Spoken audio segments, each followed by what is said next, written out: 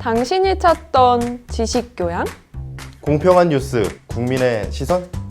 파격적인 아이디어와 상상력으로 뉴스를 디자인하는 시선뉴스입니다.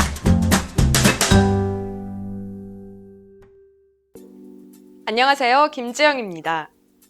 최근 생활 습관이 빠르게 서구화되면서 비만, 고혈압, 당뇨병, 고지혈증 등과 같은 질환들이 증가하고 있습니다.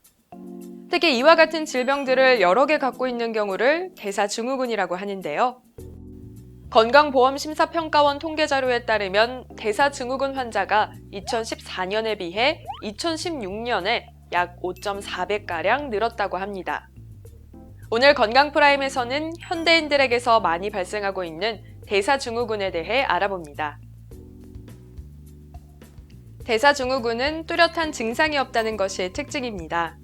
특별한 증상을 나타내지 않기 때문에 실질적으로 어떤 질환이 발생해 문제가 생기기 전까지는 대사증후군의 여부를 잘 모르는 경우가 많죠. 대사증후군은 어떻게 진단 내리게 되는지 알아보겠습니다.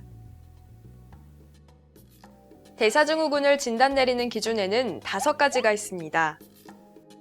첫째, 허리둘레가 남자의 경우 90cm 이상, 여자는 85cm 이상.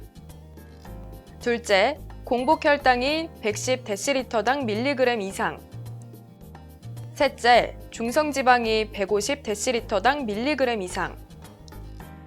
넷째, 우리 몸에 좋은 콜레스테롤이 남자의 경우 40dl당 밀리그램 미만, 여자의 경우 50dl당 밀리그램 미만.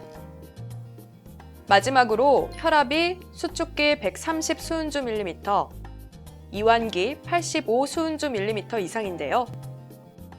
이 5가지 요소 중에서 3가지 요소가 기준에 합당할 때 대사증후군이라고 정의 내립니다. 여기서 대사증후군의 중요 원인은 인슐린 저항성입니다. 이는 혈당을 낮추는 인슐린에 몸의 반응이 감소해 근육 및 지방세포가 포도당을 잘 섭취하지 못하게 되고, 이를 극복하고자 더욱 많은 인슐린이 분비돼 여러 가지 문제를 일으키는 것을 말하는데요. 인슐린 저항성이 생기면 혈당 상승, 혈압 상승, 비만, 지방간 유발 등 다양한 형태로 질환을 유발하게 됩니다. 이런 이유들 때문에 대사증후군이 있으면 당뇨병 발생 위험이 높다는 말들을 하기도 하는데요. 사실일까요? 예, 당뇨병의 발생뿐만 아니라 많은 다른 동반된 질환들의 발생이 이제 증가할 수가 있습니다. 그런데 그 중에서도 공복 혈당이 110 이상인 경우에 있어서 비만이 동반된 경우에는 당뇨병의 발생 위험도가 굉장히 올라가게 됩니다. 사실 최근에 저희 대한비만학회에서도 그런 분석을 했었는데요. 우리가 비만하지 않은 사람이라 하더라도 허리 둘레가 대사증후군의 진단 기준에 속하는 남자 같으면 90, 여자 같으면 85 이상인 경우에서는 당뇨병의 위험도가 거의 1.8배에서 한 2배 정도 이상 올라가는 걸 갖다가 관측할 수가 있습니다. 대사증후군과 관련해 궁금한 점들을 알아보겠습니다. 먼저 과음이 대사증후군에 영향을 끼치나요? 네, 어느 정도 개연성이 있습니다. 음주 빈도가 낮은 사람이 대사증후군을 갖고 있는 빈도가 20% 정도라고 하면 음주를 많이 하는 사람의 경우는 26% 정도라는 보고가 있는데요. 이는 음주 자체가 영양가는 많지 않은 데 비해 많은 칼로리를 전달하는 매개체가 될 수 있기 때문입니다. 또 안주 문화가 칼로리 섭취를 높여 비만과 연결될 수 있죠. 다음, 대사증후군이 망막혈관에 치명적인 영향을 끼치나요?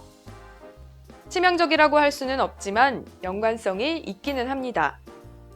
일반적으로 복부 비만이 동반된 대사증후군에서 바로 망막에 손상이 온다고 단정 지을 수는 없습니다. 하지만 당뇨병이나 고혈압이 있을 때 망막에 손상이 오는 경우도 있고, 당뇨병이 진단되기 전 7년에서 10년 사이에 이미 망막에 서서히 변화들이 온다고 하는 연구들이 있기도 합니다. 다음 궁금증, 커피 믹스는 대사증후군의 큰 원인이 될까요? 이에 대해서는 결론을 내리기 어렵습니다. 다만 커피 믹스로 된 커피를 다량 섭취할 경우 혈당이 올라가는 경우들이 종종 보고되고 있습니다. 특히 당뇨병 환자는 커피 믹스를 마실 경우 혈당 상승에 문제가 될 수 있기 때문에 자제할 필요가 있습니다. 그렇다면 대사증후군이 있을 경우 흡연을 하면 체중이 감소할까요? 그렇지는 않습니다.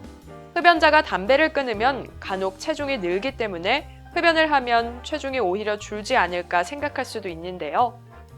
실제적으로는 흡연을 한다고 해서 체중이 줄지는 않습니다. 다음, 체중을 줄이면 대사증후군이 금방 사라지나요? 입니다. 금방이라고 할 수는 없지만 체중을 줄이는 것은 대사증후군의 중요한 치료법 중 하나입니다. 체중을 5에서 10% 줄이면 혈당 및 혈압 감소, 고지혈증이 개선될 수 있기 때문이죠.